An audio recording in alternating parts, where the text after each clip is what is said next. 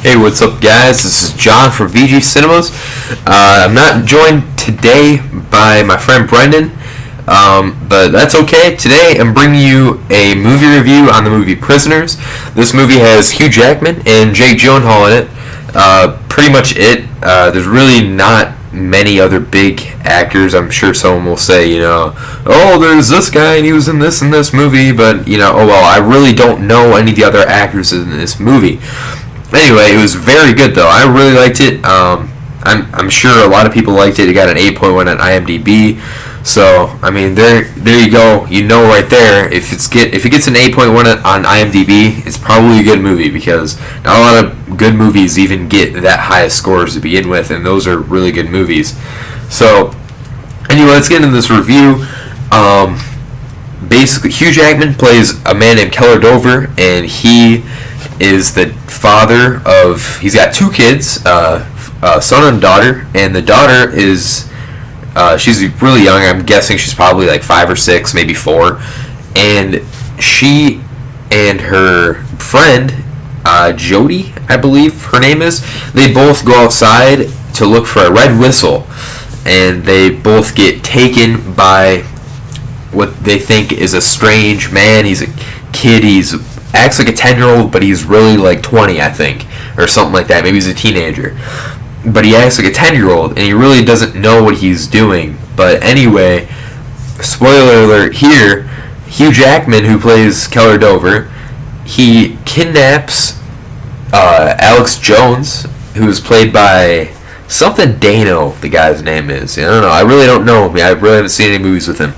But he kidnaps him, and he basically beats him half to death until he tells him where his daughter is. And he, spoiler alert again, he never tells him where his daughter is. He gives a couple hints, never tells him where exactly the daughter is. So basically, he takes him to this old house where he used to live. This is Keller Dover. He takes Alex Jones to this house, and he basically tortures him. Well, no, not basically. He does. He tortures him and beats him to death. Well, not to death. He doesn't die, but he beats him. And then when he thinks that he's going to die, he puts him in this shower, boards him all up, ties him down to a chair, and then he turns on scorching hot water and burns him. And I'll tell you, the makeup work on Alex Jones's face when he gets beaten by Hugh Jackman is amazing. I loved it. I mean, I'm sure someone doesn't like it out there, but I loved it.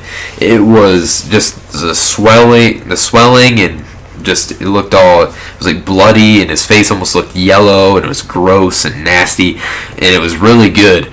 So that was a really big plus. When they lift off that like pillowcase, and that bloody pillowcase to show his face, and it's just like just nasty, and I loved it. It probably sounds weird that I loved it, but it was just such good makeup work. You have to admire that. Anyway, on with the review.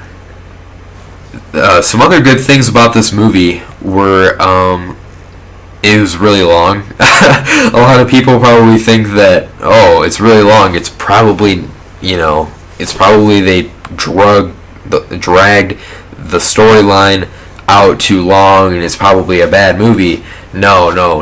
It needed to be longer, in my opinion. It really did, because the ending is the worst part about the movie. I'm just gonna put it there. The ending's the worst part about the movie. It's not like it's something that breaks your heart or anything like that. It's just a bad ending. It's terrible.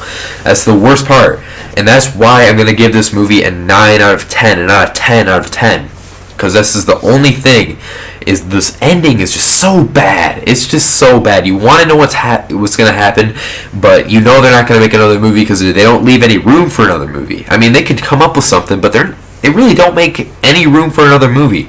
So they just leave you just with this just huge cliffhanger, and you want to know what happens so bad. It's just terrible.